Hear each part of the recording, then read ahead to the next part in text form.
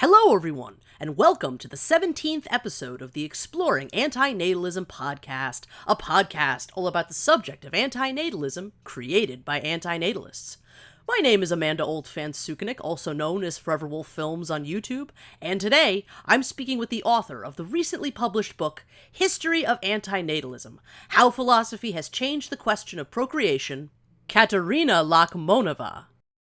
Welcome, Kateřina. Thank you so much for being my guest today on Exploring Antinatalism. Thank you very much for the invitation.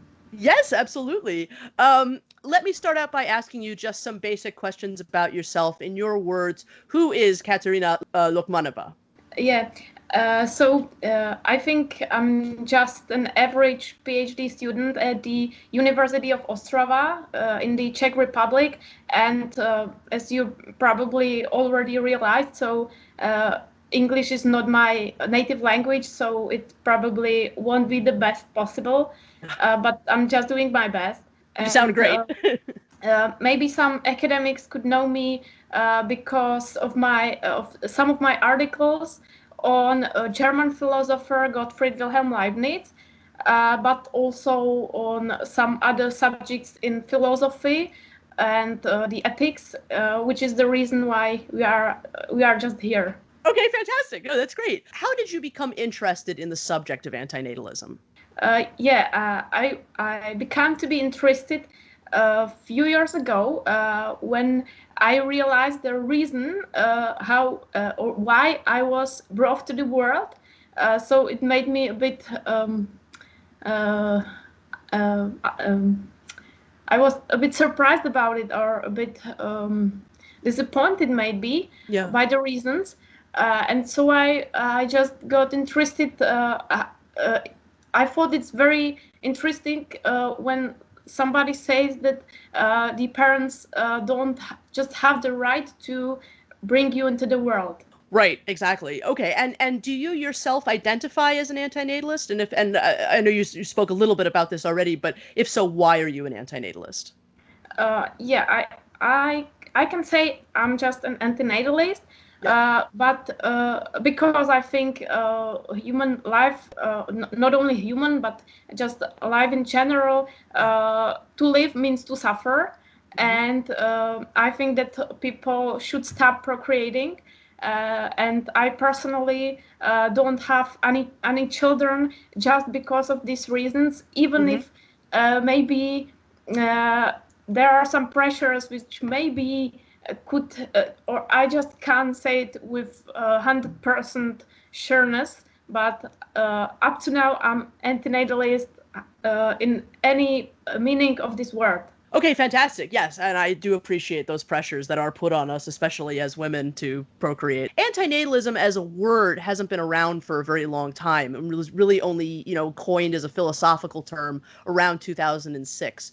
Just out of curiosity, when was the first time you first heard the word antinatalism?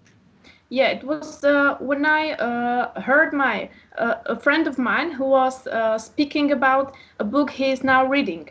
And it was, of course, Benatar's Better Never to Have Been. Sincerely, I just didn't pay attention to it. I just thought it's some book about interruptions, which the friend was interested in, but I wasn't. But later, somebody else showed me his review to this book, and so that was the first time I paid attention to the term itself. Okay, all right, that's great. Now I'd like to talk to you a little bit about Antinatalism Under Fire, which was a conference. So I'm well aware that on the 30th of May, 2018 in Prague, Czech Republic, there was a first of its kind symposium entitled Antinatalism Under Fire, that your book project, History of Antinatalism, is quite incontrovertibly linked to that event. Can you start out by telling me a little bit about this event and how you yourself got involved with it?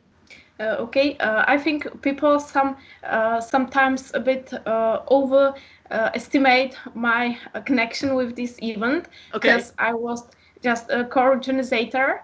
But the original idea came from my friend, who came to me and another friend of mine, and he just wanted to do some conference on antinatalism. Okay. So we decided to organize one, but and we wanted to invite David Benatar there, but the conference should take place in Ostrava. However, Benatar, Filip Svoboda wrote to Benatar, and he agreed, but under the condition that we will pay for his journey. Okay. And that was that time it wasn't possible for such a small university as is the in Ostrava. Right. So we agreed with the Academy of Sciences in Prague to organize two conferences, one in Ostrava and the second one, the international in Prague, where and that's the one you're speaking about.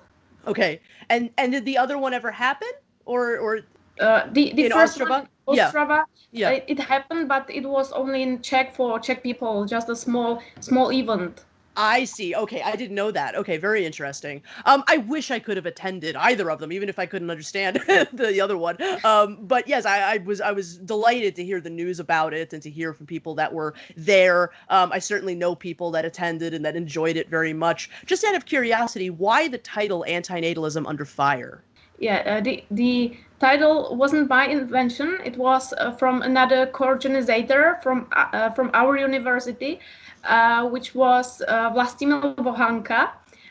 He used this as a kind of title in progress, some provisional title just to distinguish these two kinds of events. So this one is in Prague was Under Fire, which means that it's not only just a general introduction into antinatalism, but a kind of critical reflection.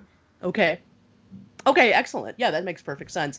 The event had a truly impressive lineup of speakers, including David Benatar, of course. I regret to say that most of the other guests in attendance I am sort of unfamiliar with.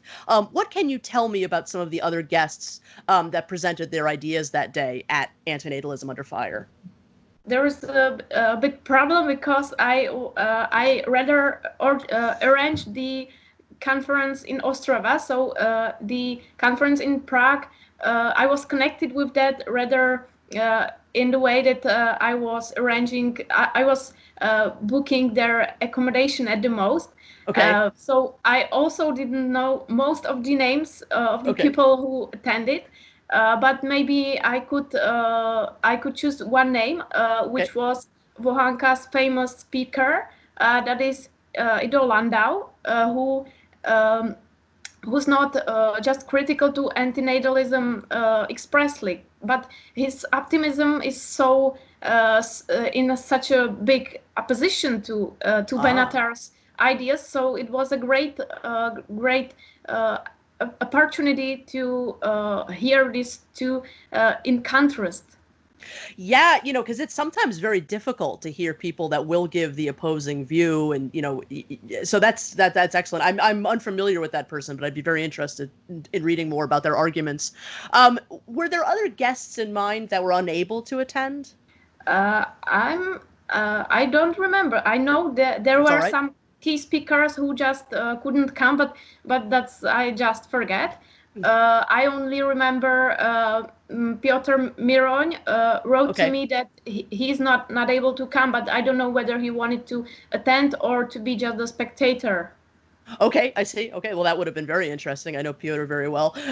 One of the guest speakers at Antinatalism Under Fire was the now sadly departed Ji-Woon Hung, author of Procreation is Murder, who presented his incredibly controversial paper on promortalism for the first and last time at the conference, as far as I know. What was the reaction like to Ji-Woon's work when he presented it? And may I ask you your own thoughts in regards to what he presented?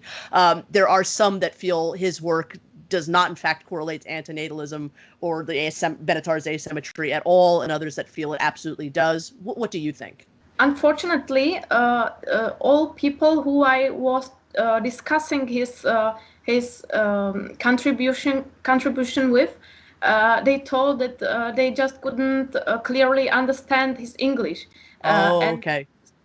the same problem was in my case, because I just didn't hear everything.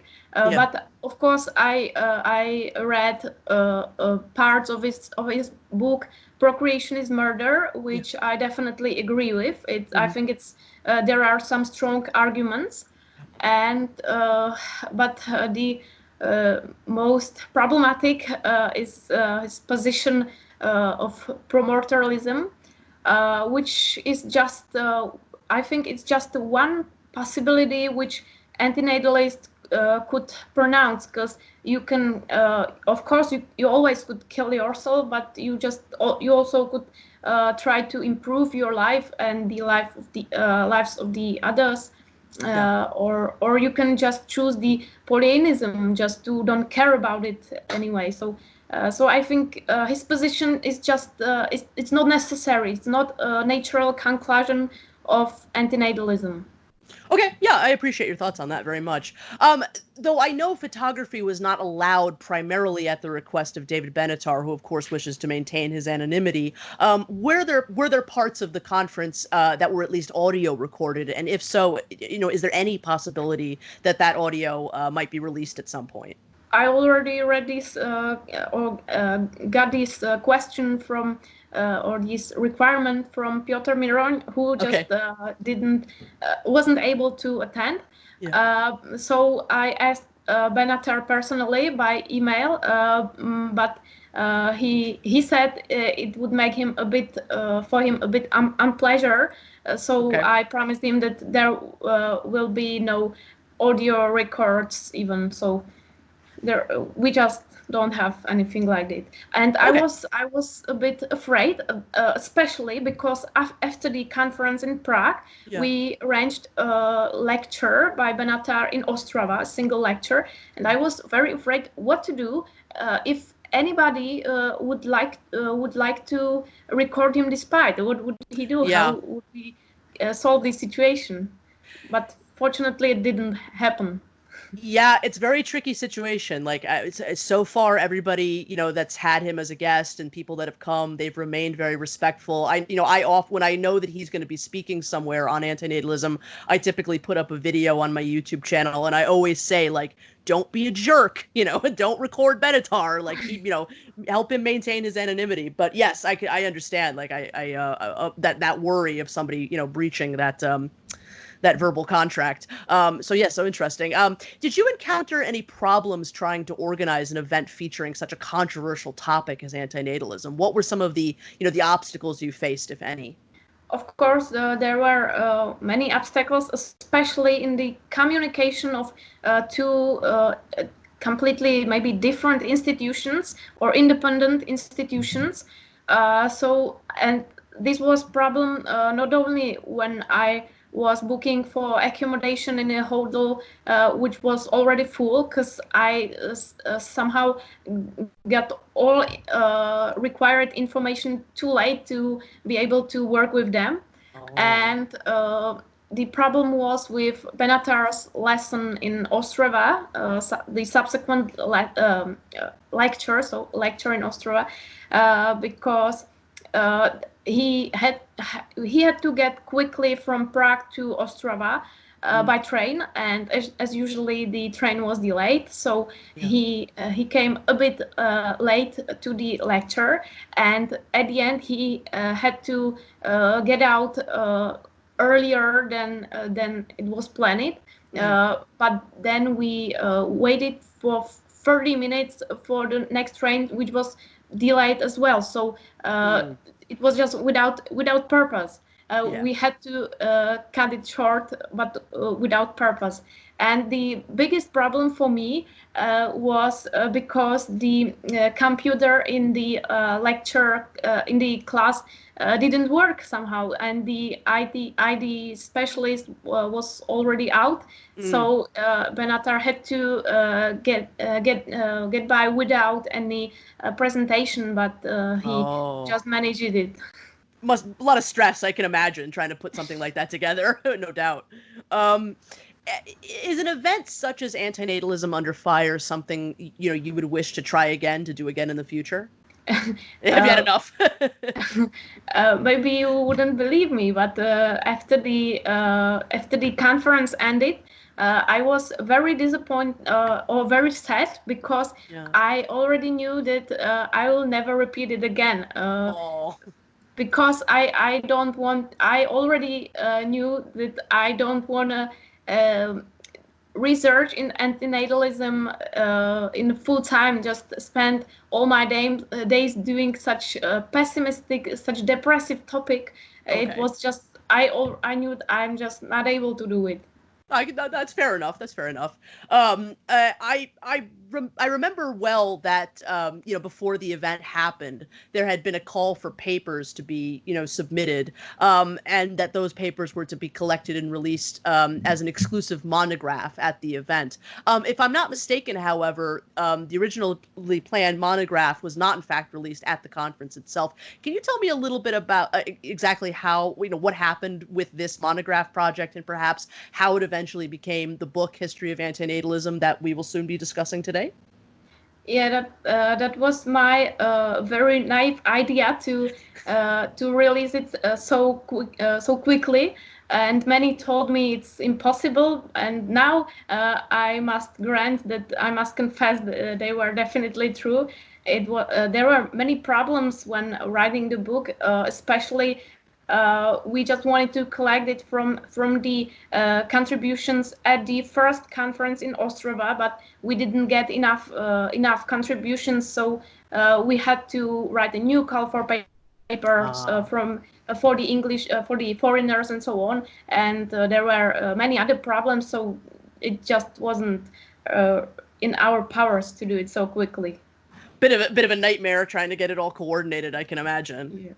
Yeah. Okay. Well, no, that's fair enough. I can totally understand that. Okay. Well, let's now talk about the book, A History of Antinatalism. So I really, really enjoyed reading your book. I thought it was a fantastic history of antinatalism, how philosophy has challenged the question of procreation. Obviously, the world is in desperate need of more antinatalist history books, so it was really quite enlightening. I want to be careful here with what I'm asking you because I don't want to give away too much about the book to our audience. I want to encourage people to go out there and to buy it and to read it, especially since it is absolutely very reasonably priced. You wrote a section of the book entitled Proto-History of Antinatalism, Antiquity, and the Middle Ages. Could you perhaps give us a bit of a summation of this section of the book? It was just it gives just a brief summary of the oldest history or proto-history of antinatalism in the antiquity, and it focuses on the change which happened in the Middle Ages, and I was just trying to show that the shift was not so strong as it might seem at the first sight. Okay, interesting. Can you define for me what you mean when you say proto-antinatalism or proto-historical antinatalism? What indeed would fall under this category, and some of the features that separate proto-antinatalism for what would be considered, true antinatalism or full antinatalism as we would understand it today? What is that differentiation? There were some people who didn't like this kind of term, but it was just a need because there was a lack of a better conception. But it just means that it was not antinatalism in a contemporary sense, because it was a kind of pessimistic thinking, of course, but without the asymmetry argument, which, as we know it from Benatar. So it was a different kind of antinatalism, there were gradually many aspects of antinatalism as we know it today, but not all these aspects at the same time. Okay, I understand. So if I'm understanding, anything that wouldn't be sort of an antecedent or perhaps lead up in some way to the concept of Benatar's asymmetry, that kind of antinatalism would be sort of considered proto-antinatalism. Am I understanding correctly? Yes, yes. Those were just some fragments, but not the whole theory itself. out of curiosity, what was some of the pushback that you received about the term proto-antinatalism, or why did people not like that? Because it's just not too professional term. I see. Okay. It has many different meaning in history itself. I see. Okay. All right. Later in the book, Karima Kerma makes some statements that even Schopenhauer, who many consider the godfather of antinatalism, actually falls somewhere under this banner of proto-antinatalism. Can you explain why even Schopenhauer would be filed under this heading? Again, is because of the asymmetry? Schopenhauer is is interesting person because he definitely was very pessimistic. And he also there is to be found the asymmetry argument, even if not it's not exactly by Natar's one, but there is one important thing missing, and that's the idea that people should stop procreating, because he just thought about different solution. He thought this solution, somewhere he writes, this just wouldn't be effective because the will, which is something general, would find its way despite. Okay, I think I understand. Okay, interesting. Okay, so now you're gonna have to help me with this next name as well. So I appreciate Philippe Svobod's. Is that Svoboda? Svoboda. Okay, I apologize. The argument that perhaps Aristotle was the first to voice some form of antinatalist sentiment, as opposed to Anaxagoras. I hope I'm saying that right. Amazing name. Who, if I'm not mistaken, is who Karima Kerma believes to be the first. May I ask you what your thoughts on this are? Who do you believe to have been the first antinatalist thinker? I will maybe not answer, but rather escape or avoid your question. I'm so sorry. Because according to my opinion, the first antinatalist philosopher was already Thales from Miletus. Maybe you remember his answer to the question of why is he childless. He said, because I so love the children. So that's antinatalistic. It's brief, but it's exact. However, back to Aristotle and Anaxagoras, I think both options could be correct. It just depends on the point of view. Yeah. Okay, that's fair. I'm sorry. Can you say the name of the person you mentioned as the first once more? Thales from Miletus. Okay. Okay. Fantastic. Okay. Very interesting. Yeah. I don't really have an opinion myself. I'm not sure either. So I think it's a bit of a toss up. Really. I really don't know. Yeah. May I add something? Yes, of course. What's more interesting for me is that when I were asking Philip Svoboda about when I were discussing his article with him, so he told me that the proper aim of his paper was to show that Aristotle was not an antinatalist. That those were some of his young thoughts which weren't even his own. So it's interesting because I didn't have this impression from his article, but it's just interesting interpretational option. Yeah, I didn't have that impression either. So very, very interesting. Okay, well, thank you for sharing that. That opens up even more insight. So I am, of course, a huge fan of the work of Théophile Diderot, a true treasure of the antenatal world, of course. It is quite astounding just how much antinatalist sentiment there is in the Bible, in Christianity's early history, which is what he writes about in your book. So much we could conceivably spend time going through here, but a question that I do think about quite a lot, and I am curious as to your opinion of, is based on the fact that antinatalism does in fact have this very long history of antinatalist leanings, at least in some aspects, and also considering in recent times there have been Christian antinatalist books such as Martin Smith's No Baby, No Crime.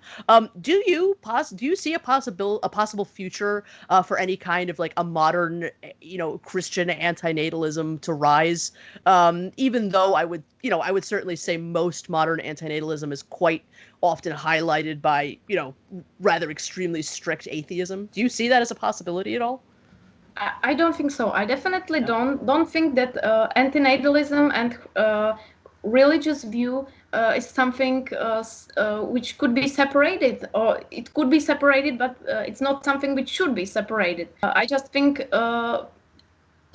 rather people from religious point of view, the antinatalism is much more stronger even. You find the antinatalism in religion to be even stronger than atheistic antinatalism? Yeah, because really? there's the question of hell. Or, for example, Buddhistic thinking is very similar to antinatalism way of thinking. Okay, interesting. We could do a whole podcast just about that, I'm sure. So I'll leave that for now. But interesting. Thank you for your thoughts on that. So moving on to another section of the book that you yourself have written, which is the section entitled "From Modern Age to Present." You present a really fascinating exploration into perhaps some of the historical antecedents that led up to the creation of David Benatar's famous asymmetry argument. Again, could you give us a summation of that section and of your research into these historical antecedents? First of all, there is a very, very brief introduction into the maybe rise of antinatalistic spirit in the modern ages, but later it just wasn't possible for me to continue with writing the whole history of antinatalism in modern ages. So I just I had to concern myself to solely to the asymmetry argument, I just wanted to show that there are some aspects of this argument even in thoughts of some thinkers or philosophers who definitely who wouldn't definitely say that they are antinatalists. Yeah, I think it was a fascinating course to kind of take as an exploration of the history. So moving on to some of the Russian antinatalism, which is another, part of the book that was kind of a huge revelation. I know not just for me, because I didn't know anything about Russian antinatalism. I had never heard of, and again, another name you may have to help me with a little bit here, Vladimir Solovyov. Solovyov. Okay, Vladimir Solovyov. Before this book, I really anything at all about Russian antinatalism I really didn't know anything about. So that section by Markéta Poledníková was really fascinating. Can you tell us a little something about the Russian antinatalism that's covered in this part of the book? Yeah, so Solovyov is really a kind of Russian thinker, and for maybe all the Russian philosophers, at least in the 19th century, it's typical that they are very strongly religious people, and at the same time their conceptions are very original. At least so it seems for Middle European. So I also only knew a few basic facts about Solovyov, but he shows. So I wasn't surprised realizing that his thinking was so similar to maybe Benatar's one, at least in a broader sense of the word antinatalism. Because I just think there are much more thinkers like he is, just thinkers who share maybe some basic suppositions with Benatar, but they just choose another solution. They just for him the antinatalistic solution was just the first step in a much more complex project of in order to just achieve a kind of good manhood, to be perfect. Right. Okay. While all right, Benatar thought human condition is just unimprovable, Solovyov thought it's improvable, and that's what we have to do. I see. Okay. All right. Yeah. Very, very large difference there. But yeah, fascinating. Okay. So Karima Kerma, who, again, I'm a very big fan of, and he will also be my guest next episode, incidentally.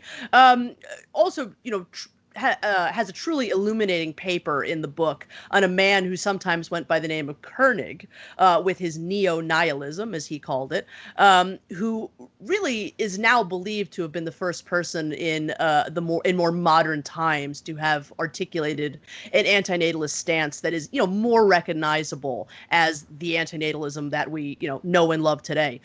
What a revelation Kernig is! Just an, absolute revelation, an amazing find. I have been aware of Kernig myself for, a little while, though of course information on him is not so easily found.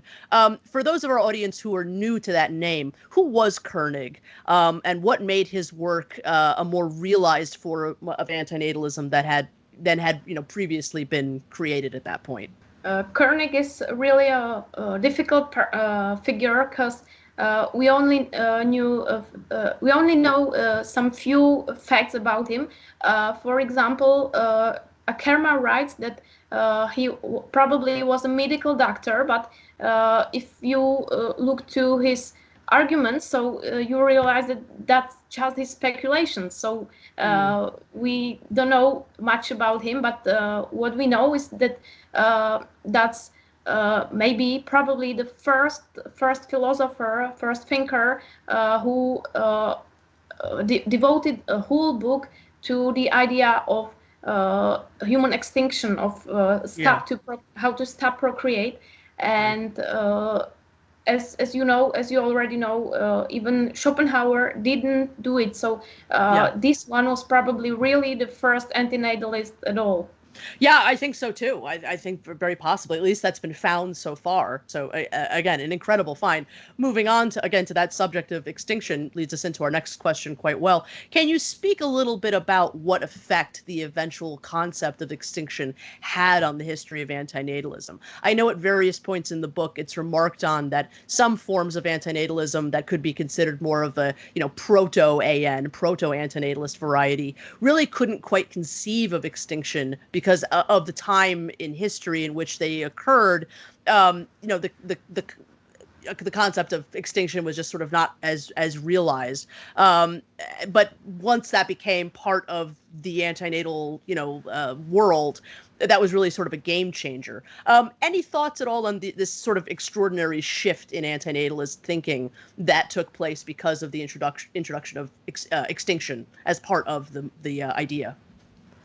The idea of extinction of at least of the humankind is really crucial for antinatalism, because you just can't be antinatalist without at least thinking about this possibility. And that's another reason why I think the ancient antinatalism definitely wasn't antinatalism in the modern sense of the word, because they just didn't think about this possibility. And even Schopenhauer is not antinatalist just from this reason. Yeah, I believe I agree with you. I mean, certainly all of those thinkers I think were important to the groundwork of it, but I do think that that the inclusion of extinction is a major shift. So I do agree with you that there really maybe does need to be some sort of separation, there. At least in some sense. So I really loved the Julio Cabrera essay. I'm so glad that a piece by Julio Cabrera was included in the book. It's at the end of the book, which perhaps was less an essay on historical antinatalism, more than it was a critique of David Benatar. And I also kind of think a response to Jewun's pro-mortalism, at least in some sense, and procreation as murder. It is mentioned. Though I would love to delve deep into the intricacies of this essay, in the interest of time, I'm more than anything just curious to know what your thoughts are on this piece, and perhaps something about how, just how this essay found its way into the book. That's interesting that at first I didn't discuss the article with Julio Cabrera himself. I just discussed it with somebody else, and I was a bit suspective, because I thought that it will be. I didn't know anything about the negative ethics, and so I thought it will. I was afraid it will be nothing. It will have nothing in common with antinatalism. But when I read this chapter, so I changed my mind. and the question, truth be told, it was very hard for me to read this chapter, because not only because how much depressive it is, but also very depressive, and because it really, because it's for me a bit personal question, because I remember already the old Stoics claimed something similar, that when you think you are no more able to be virtuous, that means to be a good person, you should just kill yourself. And that's something which I, as antinatalist, must be afraid of, because maybe one day I will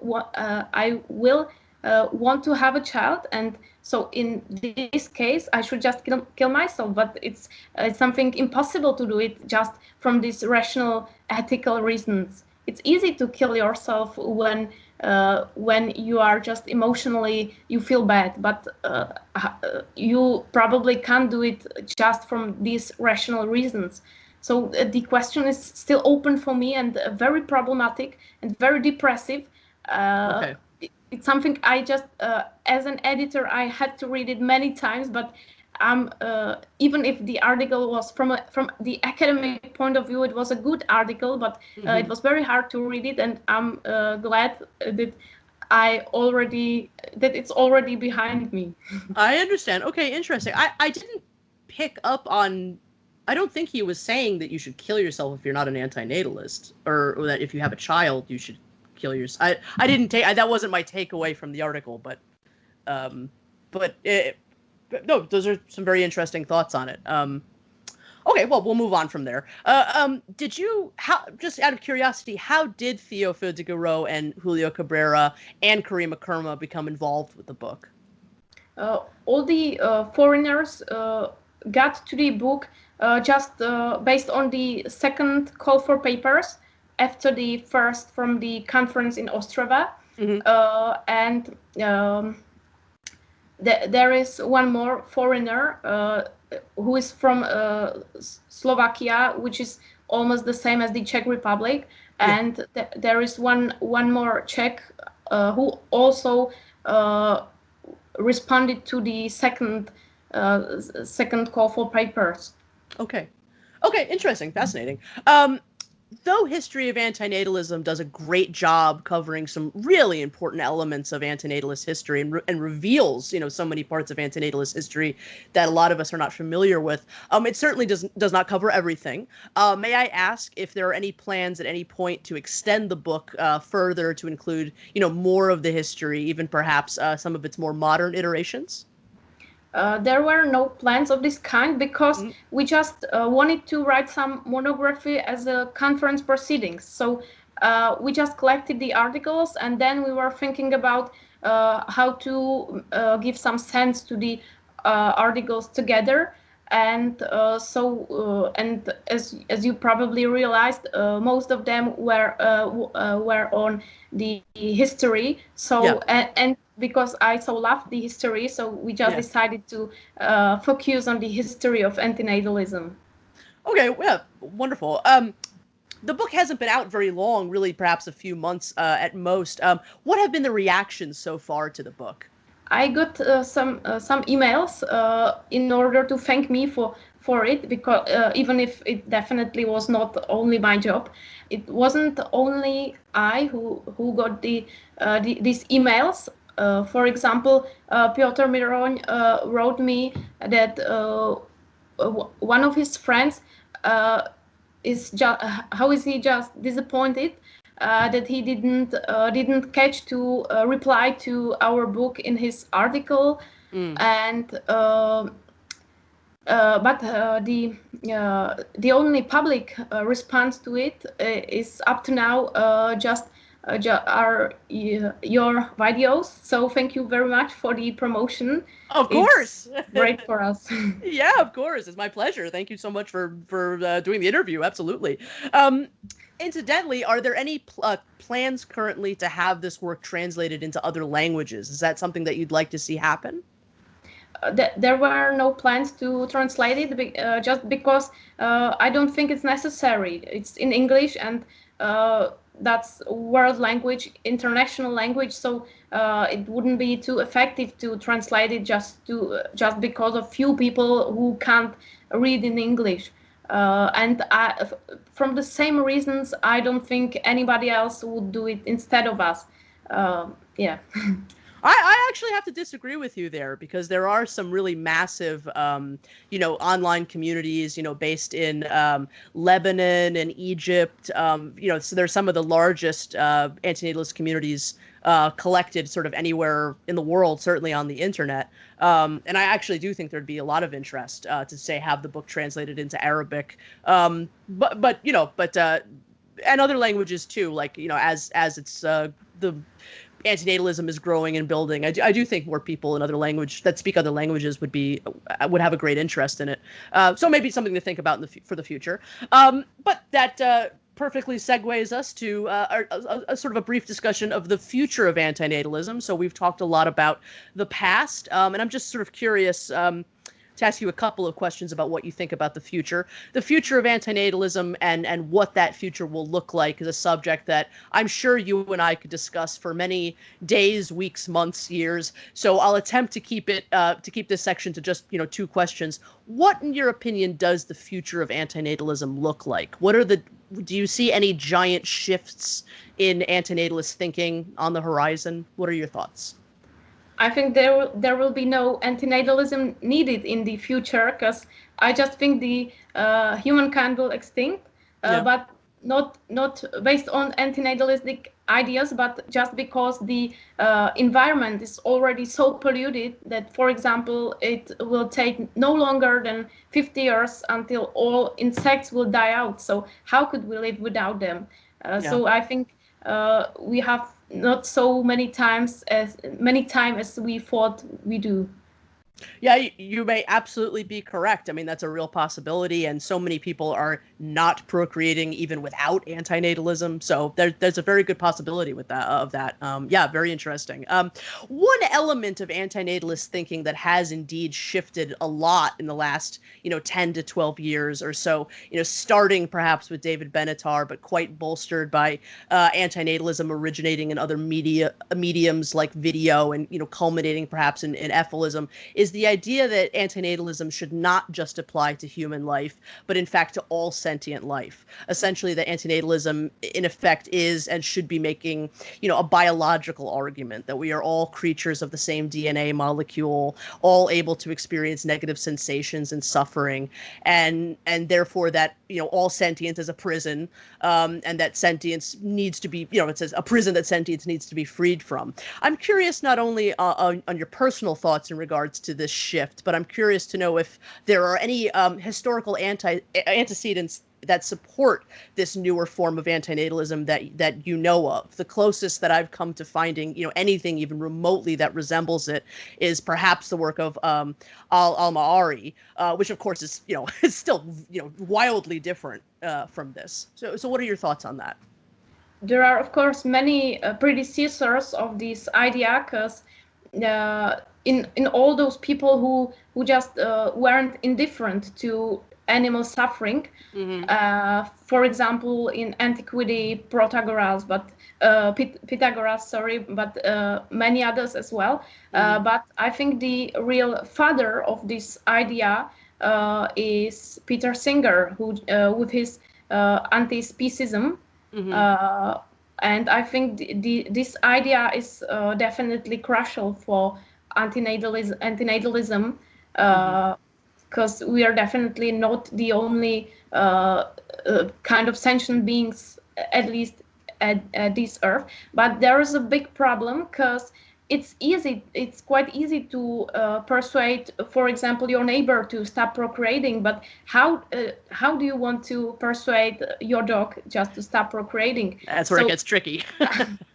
I think there's only one possibility, and that is to pollute the environment, but by some kind of very effective contraceptive liquid, for example, or something like that. But it's very something complicated. Yeah, and I think modern antinatalism, that's another sort of shift in how it's growing, is a more and more of a willingness to have those conversations of like how that could happen. And of course, it gets very, very controversial and contentious, and we won't fully explore that in this interview. But yes, absolutely. Okay, so thank you for sharing your thoughts on that. Fascinating. So I just want to ask you some last questions sort of about antinatalism in general and what your opinions are. So the word antinatalism does sort of have these two separate histories. There is a history that we most know that starts with David Benatar and Théophile de Giraud as a philosophical term around 2006, and another which has a much more obscure history as something resembling a population control term. Have you by chance done any research yourself into the history of this, second, more obscure meaning of the term? Contrary to the antinatalism itself, this sense of population control or population policy was already provided in some countries, but always it was either a bit racistic, according to me, like in the Indochina, or it was somehow ineffective, like in the China. So I don't think it's something. I think antinatalistic way is just better. Right. Yeah, I very much agree. Absolutely.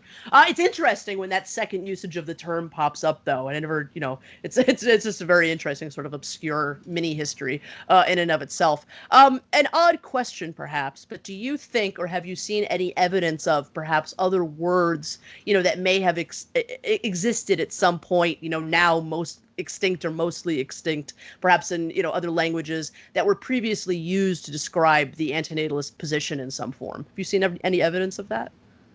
I think each philosopher uses his own terms, so there will be really many. We could find very many such alternatives, but maybe the best one is just anti-procreationism. Yeah. Or we can also remind Kernig's term neo-nihilism. But for me, the favorite one is the term invented probably by Ken Coates, which is the rejectionism. Okay. Interesting. Okay.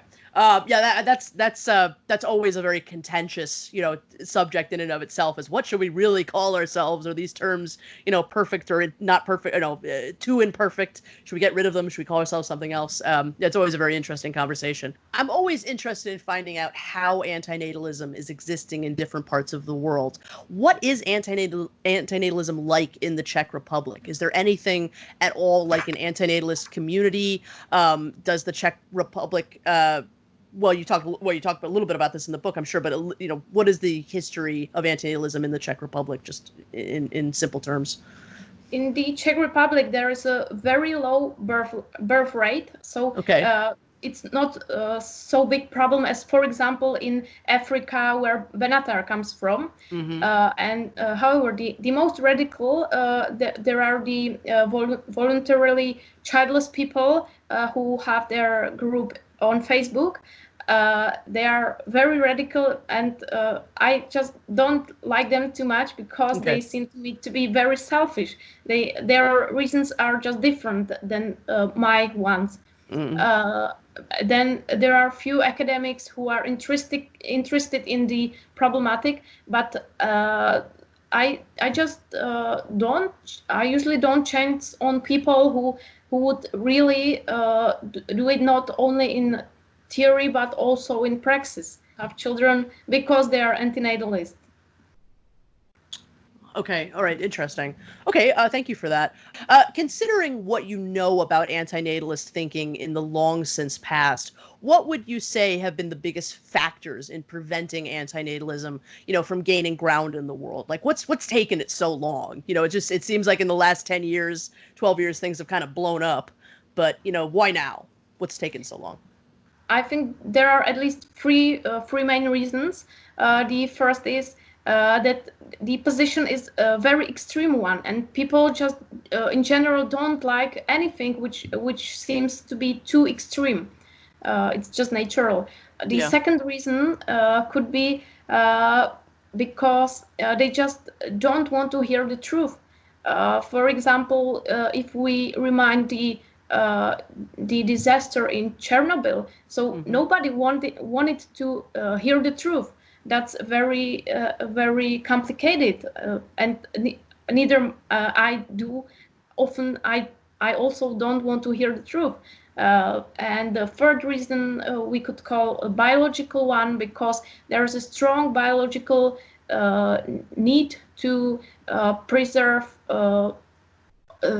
our own life, and not only our own life, but also replicate ourselves. That's the selfish gene as we know it from Dawkins. So those are probably the reasons. Yeah, there's been a lot of factors. Okay, so thank you for that. Do you consider yourself an antinatalist activist? I definitely don't think I am, at least in a sense, in a worse sense, to be just ideologist. I definitely don't think I am, or at least I don't want to be somebody who is just so extremely concerned with that. But probably you're rather asking whether I'm doing something actively.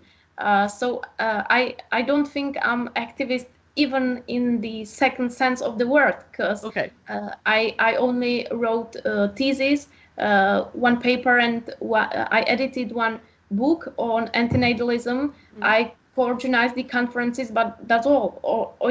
And yes, I don't have a child myself from these reasons, but maybe one day this could change. So I just now I'm focused rather on the geometry in my research. So I'm just escaping to geometry from these pessimistic topics. Well, that's fair enough. And listen, you've made a very important contribution. So, I mean, I really love the work that you've done. So thank you for the work that you've put into antinatalism in your time with the topic. I accidentally skipped this question. What do you feel like antinatalists, are doing right? What do you feel like antinatalists are doing wrong so far? And I guess that could apply to its past too. What are some of the most important things that antinatalists, in your mind, could be doing right now? Even if there's always something to improve, I think there's nothing which I would like to criticize, except for one thing, and that's the one thing which I was speaking about in previous. That's the problem that some of them seem to me to be just over interested, or to be just making ideology from antinatalism, and that's something bad. Because because I'm philosopher, and philosophers just see the danger of ideology of any kind. So I'm just asking myself sometimes, how do we want the others to take us seriously if we are just so extreme? So that's just the only thing to improve, according to my opinion. Okay, fair enough. Interesting. I'm curious, how does your antinatalism, intersect for you with other subjects such as atheism, veganism, and the right to die, if at all? I think any antinatalist should be vegan at the same time, because it's something very deeply connected. But I'm personally not vegan, but the reason is that I think it's not so effective when you don't drop a child. So you just see the life you prevented to be born. But when you don't eat some meat, so there's somebody else who could buy it, or you just don't save the animal itself, because the shop will sell it, will continue selling it. You just can't change anything this way. So that's the reason why I'm not vegan, even if I know I should be. So as Benatar is, I should be vegan as well, but I'm not. I hope it's clear from the not only from my contribution, but also from the contributions of also from the whole book which I edited, that you just definitely don't have to be atheist in order to be antinatalist. Quite the contrary. So I think it's just connected. And the third term? Oh yes, the right to die. Yeah, that's also a personal question for me. For when I was 2 years old, I was just dying. I was going to die, and the doctors decided to save my life, but it wasn't without some side effects which influenced my life just the rest of my life. So I'm sometimes asking just who gave them the right to do it, to decide about my life, to act contrary to the nature. It's just when people say that antinatalists do something which is against nature, so they are just doing the same. They are preventing somebody who is dying to die. So even if usually it's discussed rather in connection with other people, older people who are dying, but the question is they just act like if they would be gods. Okay, all right, very interesting idea, thoughts on that. Thank you for that. This is really our final question, I think. What do you most hope for antinatalism to, ultimately accomplish? The ultimate aim would be, of course, the complete extinction of not only of humankind but of all sentient beings, at least at the Earth itself.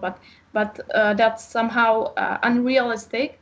But the real end, which is I think which is really attainable, is to force people to justify their reasons why they do bring somebody into the world. For when you consider these reasons carefully, then you also take much more responsibility for the child, and probably their life is better then.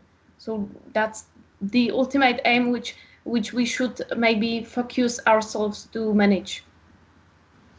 Okay, fantastic. Well, thank you. I just wanted to take a moment to say, thank you so much for being my guest today on Exploring Antinatalism. I really do love the book. I very much encourage everybody to go order a copy and to check it out. Thank you so much for your contribution to the subject of antinatalism. And it was, just a pleasure to speak with you today. Thank you so much. Thank you as well. Please make sure to follow Kateřina on Facebook at facebook.com/kateřina.lokmanova, as well as academia.edu/K.Lokmanova. The book, History of Antinatalism, can be purchased on Amazon in both physical and digital forms. Links in the description. Thank you for listening to the Exploring Antinatalism podcast. Once again, this has been Oldfan. You can find me at Forever Wolf Films on YouTube, as well as keep up with my daily antinatalist news updates at Antinatal News on Twitter. Please follow the podcast on Facebook, Twitter, and Instagram, and email me at exploringantinatalism@gmail.com. The podcast can be listened to on our YouTube channel, Exploring Antinatalism Podcast, as well as Buzzsprout, Apple Podcasts, and Stitcher. And proudly announcing, the official website for the Exploring Antinatalism podcast, www.exploringantinatalism.com, has been completed, and it is gorgeous. Designed by the amazing Visions Noirs. Please visit Visions Noirs at www.bionoir.com and check out more of his links below. Podcast artwork donated by the incredible Life Sucks. If you would perhaps like to purchase one of the new Exploring Antinatalism t-shirts by Life Sucks, please visit his Etsy shop at www.etsy.com/shop/LifeSucksPublishing. All the best, and bye for now.